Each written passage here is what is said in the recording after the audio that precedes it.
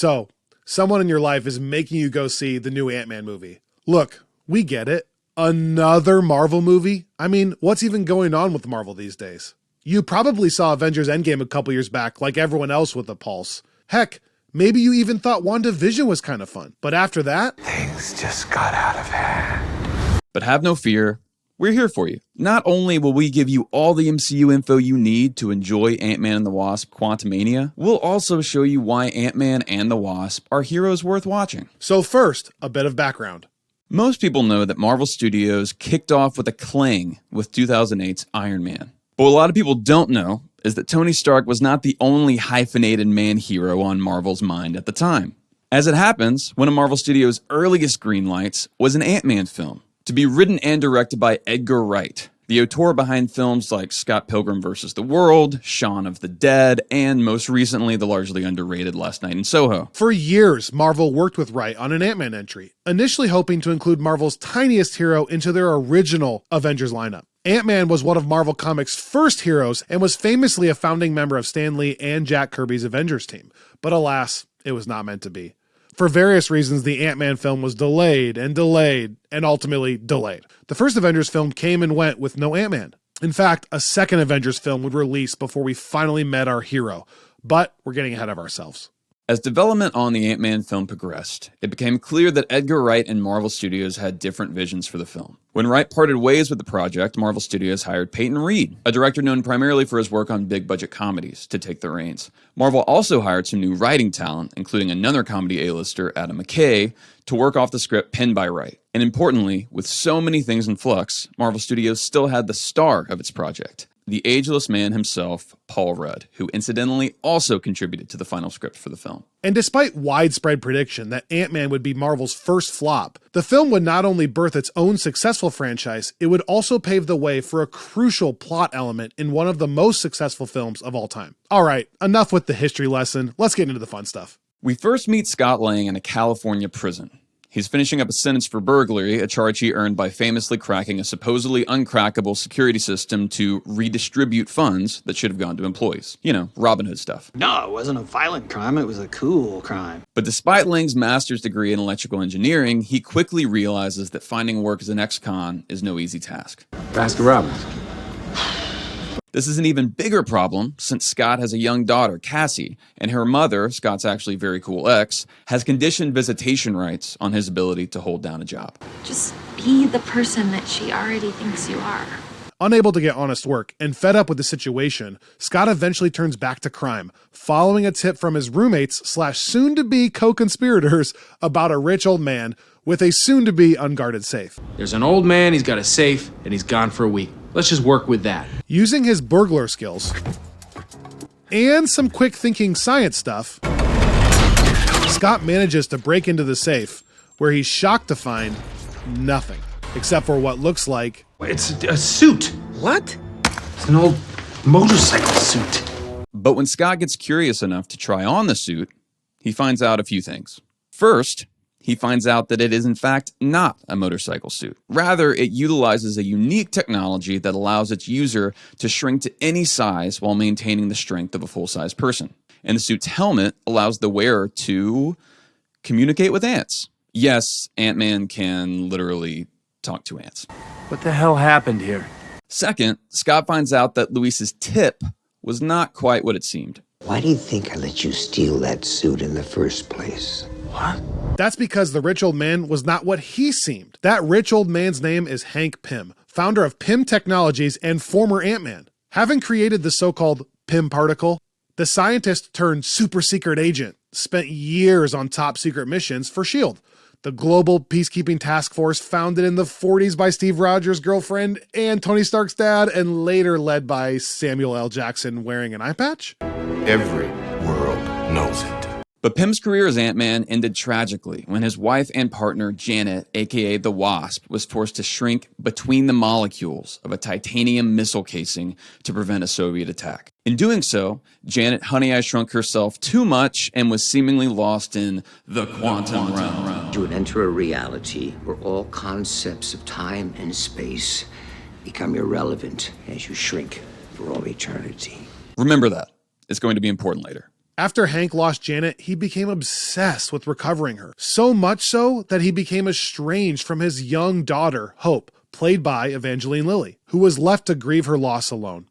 Horrified and devastated by what his shrinking tech had done, Hank shut it down and clamped it tight. That meant no sharing the Pym particle with anyone, including both S.H.I.E.L.D. and Hank's young mentee, Darren Cross. Shown here wearing a trench coat and gloves inside like a totally normal non-psychotic person would. He couldn't erase the legendary stories of the famous or infamous Ant-Man. Tales to astonish. Convinced that Hank was keeping the revolutionary formula from him, Cross eventually worked with the chair of the Pym-Tech Board of Advisors, Hope Van Dyne, to kick Hank out of his own company. But you can't do this to me. I started this company. You know how much I sacrificed? This cleared the way for Darren to attempt to recreate the Pym particle himself. Unfortunately, Darren didn't know that prolonged exposure to the tech without proper protection impacts cognitive functions. In other words, the longer Darren experimented with shrinking tech, the crazier he got. I don't think you understand. And that is where Scott Lang comes in. Because like we said, it was no coincidence that Scott broke into the house of Ant-Man himself. Pym orchestrated the break-in in order to test Scott, who he had been watching ever since Lang made headlines as a man who cracked an uncrackable security system. That's because Pym needed a new Ant-Man with the skills of a master burglar. I want you to break into a place and steal some shit. Language. With Darren now fully unstable and on the verge of shopping a rediscovered Pym formula, Hank has come up with a desperate gambit to steal it from underneath his nose, destroy it, and thus prevent it from falling into the hands of Darren's would-be business partners, Hydra, Steve Rogers' least favorite bad guys. His initial test run in the suit leaves Scott dubious about Hank's proposition. That is, until Hank reminds him that this could be his ticket out of his life as an ex-con. This could be his ticket to getting his daughter back. After a crash course in the Ant-Man tactics, and with the help of Hank's new woman on the inside and all-around badass, yep, you guessed it, Hope Van Dyne, Scott tests his skills by taking his tiny self to upstate New York to borrow, steal, the last piece of tech they'll need for the heist from an old Stark Industries warehouse, only, as it turns out, that old warehouse is now the brand new Avengers compound. It's not! You son of a bitch! And it turns out, that compound is not empty. Hi, I'm Scott. I'm a big fan. Appreciate it. So who the hell are you? I'm Ant-Man. Ant-Man? What, you haven't heard of me? No, you wouldn't have heard of me. Lucky for Scott, this gives him a chance to really try out his new Ant-Man abilities. Lucky for us, it gives us a chance to see Anthony Mackie do his thing as Falcon, the then newest member of the Avengers. This will also be important later. Scott manages to make it out of the compound and back to San Francisco with the device in hand. And with the help of Scott's roommates / fellow burglars and only a few hiccups... Dad! They manage to break up the deal with Hydra and mostly pull off the heist. But also... It was never just a heist! Enraged, and again, very unstable at this point, Cross puts on his new Yellowjacket suit, the one he was going to mass produce and sell to the bad guys, and decides to just go ahead and kill Scott. This all culminates in Darren tracking down Scott's daughter Cassie in an attempt to make him pay for the destruction of Darren's life's work. Scott realizes that the only way he can take out the heavily armored and armed Yellowjacket is to short out his suit. But to get through the titanium plating, Scott has to shrink between the molecules. Sound familiar? This lands him in the quantum realm.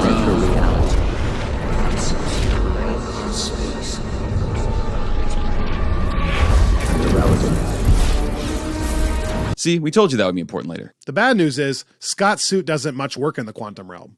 The good news is, Scott is able to use the projectile growth / shrink discs that Hank gave him for use as weapons to jumpstart the suit and grow back to his normal size and out of the quantum realm. With Darren seemingly destroyed, the formula back in the hands of Hank Pym, and Cassie safe, everybody, well, except for Darren obviously, is happy. Scott and Hope have, grown closer. Cassie's new cop stepdad has even come around to Scott and helped to clear him of all charges related to the break-in. Thank you for everything you do for Cassie. Oh, well, that's my pleasure. And Hank now has proof that someone can go into the quantum realm and come back out again. Having finally told Hope the truth of her mother's last mission, Hank asks Hope to help him finish a prototype Wasp suit and find Janet. And that's it. Or is it? It's not. Because it turns out that Falcon has been thinking about that little sparring session back at the Avengers compound. But he doesn't want revenge, he wants a recruit. In Captain America Civil War, the Avengers are faced with the choice of signing the Sokovia Accords, which would make them operatives of the United Nations, or refusing, which would make them outlaws. The decision splits the team right down the middle, with roughly half the Avengers siding with Tony, pro-Accords, and half siding with Steve, anti-Accords. In the midst of all this, Steve Rogers realizes that someone is attempting to unleash a team of Soviet-era superpowered secret agents on the world. This is not the kind of thing someone named Captain America is going to be down with. So, despite having not signed the Accords, Cap bands together a team of unsanctioned heroes to stop this plan from coming to fruition. So, what does all this have to do with Scott Lang? Well, Cap's friend and partner Sam Wilson, aka Falcon, tells him about this guy who was able to get through the Avengers compound defenses, including Sam. I know a guy. And when Sam tells Scott, the ex-con and now aspiring hero, that Captain America himself needs him to help save the world, well, Lang answers the call. As they're getting ready to fly to Siberia, where the bad guys are, they're stopped by Iron Man and his team of sanctioned Avengers. This leads to the inevitable fight between friends, which is always sad. Very sad. Anyway. But leads to some pretty great Ant-Man moments. No, I'm good, Arrow guy. Let's go. We get Ant-Man hiding on Cap's shield. We get Ant-Man taking apart Tony's armor from the inside. And most importantly, we get Ant-Man becoming Giant Man. It turns out that Scott has been practicing not just shrinking and growing to normal size, but also growing to a very not normal size. Okay, anybody on our side hiding any shocking and fantastic abilities they'd like to disclose? I'm open to suggestions. Unfortunately, Mega Scott is still not enough to win the day. So, to give Steve and his amnesiac World War II veteran turned super spy Bucky Barnes the chance to escape, Scott and the rest of Team Cap sacrifice themselves. And so, just like that, Scott is right back where we found him. In a prison cell. Who are you? Come on, man. Ah, cruel irony. In trying to be a hero, in trying to rise above what he was, Scott is back to being the one thing that he's trying hardest to leave behind, a criminal. But this time, he didn't just bring himself down, because it turns out that the Sokovia Accords don't just govern the people using superhero tech, they also govern the tech itself, and those that created it. Translation? Hank Pym's in trouble. And so, by association, is Hope Van Dyne. Moreover, it turns out Scott didn't exactly ask for Hank and Hope's permission, let alone advice, before taking the Ant-Man suit to Germany to fight against the most famous superheroes on the planet, and also the UN. So Hank and Hope, who were minding their own business, attempting to find / maybe rescue long-lost Janet, are suddenly outlaws on the run. And avoid any unauthorized activities, technology, or contact with any former associates who were or currently are in violation of said accords or any related statutes. Fast forward 2 years. Scott is wrapping up a long house arrest and getting ready to finally go straight. He's put Ant-Man behind him to focus on Cassie and a new security company he started with Luis & Co. But just days before Scott's release, he has a really weird bath time dream. You know, like you do. In the dream, Scott is playing hide and seek with a girl he doesn't recognize, and when he catches his reflection in the mirror, he sees the face of a woman he doesn't recognize. Troubled by the dream, Scott leaves a voicemail for Hank and Hope via a special burner phone. It's not until Scott wakes up in a car with Hope that he realizes his weird dream happened at the precise moment that Hank and Hope had first turned on their newest invention. A quantum tunnel.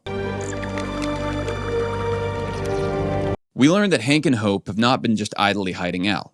On the contrary, they've been hard at work trying to find a way to safely access the quantum realm. And Scott's voicemail showed them that all their work's not been in vain. Janet is alive. We think when you were down there, you may have entangled with her. Hank, I would never do that. I respect you too much. Quantum entanglement, Scott. After bringing Scott to their deceptively large and super cool lab, they start working on using that, entanglement to locate and hopefully find Janet. There's only one, well, actually 3 problems. 1, Hank and Hope just kidnapped Scott Lang, who is under FBI supervision. 2, in their attempts to get the tech they need on the DL, Hank and Hope have fallen in with some pretty shady characters. Namely, this delightfully southern criminal, played by Walton Goggins. These people know who Hank Pym is and what Pym Tech can do. And now they want it for themselves. 3, as if those aren't enough, Hank and Hope are also being hunted by a creep in a white suit. that can walk through walls and people. Her name is Ghost. Shenanigans ensue, Ghost steals the lab, then with the help of an old frenemy of Hank, Bill Foster, they're able to find it. But before they can steal it back, they get captured by Ghost, who it turns out is a friend / daughter figure / co-conspirator of Bill Foster. Years ago, the little girl that would be Ghost was the victim of an accident involving experimental quantum tech. An accident that not only orphaned her, but gave her phasing powers. Sadly, the ability to phase in and out of solid existence is both very painful and killing her. Bill Foster, a one-time SHIELD scientist, found her as a girl and vowed to help her. Now they're running out of time, and it seems the only way that they can help her is by using the quantum tunnel Hank and Hope have built. Unfortunately, Hank and Hope fear this could kill Janet. Not ideal. More shenanigans ensue. Scott, Hank, and Hope get away with the lab and manage to locate Janet in the weirdest way possible. What the hell? But then, Hank and Hope get caught by the FBI because of Scott. Luckily, they then get broken out by Scott. Well. How the turntables...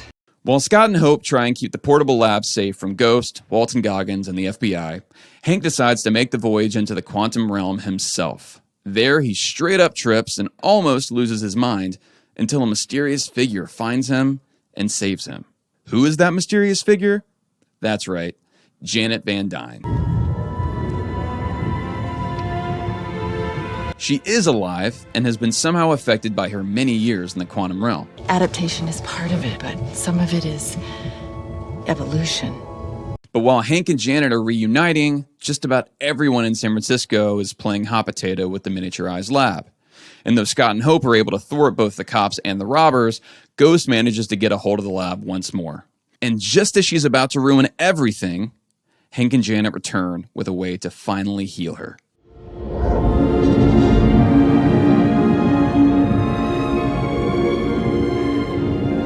Once again, we have a happy ending. Hank and Janet are back together. Scott, who is finally done with his house arrest, is back together with Hope. And they've all figured out a way to create a miniature quantum tunnel in Luis's old van. One that they can use to extract the quantum energy Ghost needs to survive / not be in constant pain / not be a villain. That's because with the new quantum tunnel technology, they can enter and exit the quantum realm at will. Do you guys just put the word quantum in front of everything? But after Scott goes into the quantum realm, to retrieve some quantum energy, the strangest thing happens. Hank, Janet, and Hope, the ones who would bring Scott back from the quantum realm, disappear into dust. Hank! Hope? Janet! While Scott and the Pym family have been figuring out quantum travel, the rest of the world's heroes have been fighting a losing battle against Thanos, a big purple alien from space who collected all the Infinity Stones, objects of infinite power representing the core elements of the universe, obviously, and used them to destroy half of all life in the universe.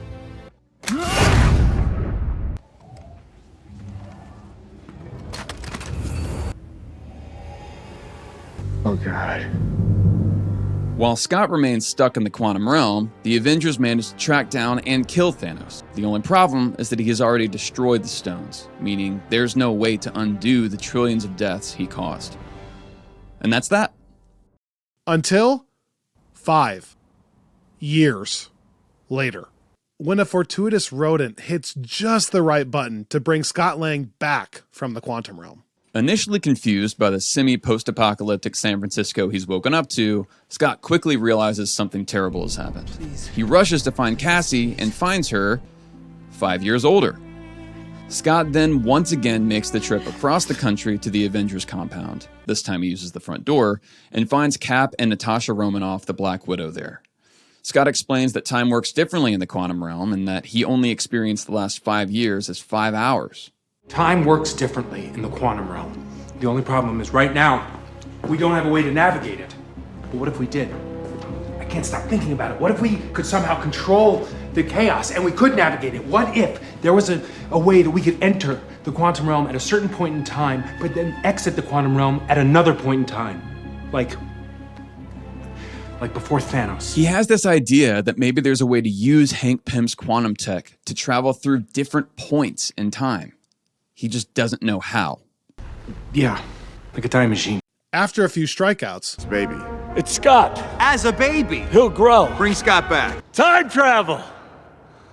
Tony Stark comes through with a way to do exactly that. A fully functioning time-space GPS. And while time travel doesn't work quite the way Scott thought it would... Are you seriously telling me that your plan to save the universe is based on Back to the Future? It works all the same. Time doesn't work that way. Changing the past doesn't change the future. So Back to the Future is a bunch of bullshit. Thanks to Scott and the Pym particles that he brought with him, the Avengers are able to go back in time to key moments from the past and collect the Infinity Stones themselves. After some hiccups, the team manages to bring the stones back to the present, allowing the Hulk to snap everyone back into existence. Guys, I think it worked. But alas, past Thanos uses the Avengers' time travel tech against them, and also makes his way to the present, where he proceeds to destroy the Avengers compound and also Scott's brown van turned quantum tunnel. After a valiant last stand by the Avengers, assemble.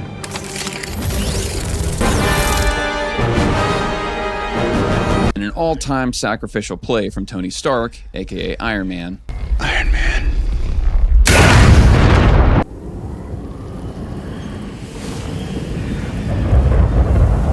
the day is saved once again. Hank, Janet, Hope, and Cassie are all safe, and all is right in the world. And that's the last we see of Scott Lang, aka Ant-Man, and Hope Van Dyne, aka the Wasp. But it's not quite the end. While Scott has been hard at work with his new podcast, Scott Lang's podcast interviews, who by the way seems like a pretty cool guy, Loki, the often villainous brother of Thor, has been getting into his own time travel trouble. After being abducted by the mysterious Time Variance Authority, the TVA, Loki fought his way, along with a sort of Loki from another timeline named Sylvie, it's a long story, to the man behind the curtain, He Who Remains, a master of time and the founder of the TVA, played by Jonathan Majors. Before Loki and Sylvie can take their revenge on He Who Remains, he explains to them that he is just one of many variants of himself, that there are others like him who have mastered time and are potentially much more dangerous. He warns that doing away with him and his TVA will mean plunging all of time into chaos. Unfazed, Sylvie kills him anyway, against Loki's protests. When Loki is sent back to the TVA, he finds that everything is indeed changed. Most notably, a giant statue now reflects the image of a much more dictator-looking Jonathan Majors. In other words, there are evil variants on the loose. Why are we telling you this? Because it looks like Scott Lang is about to come face to face with one of them. If you help me,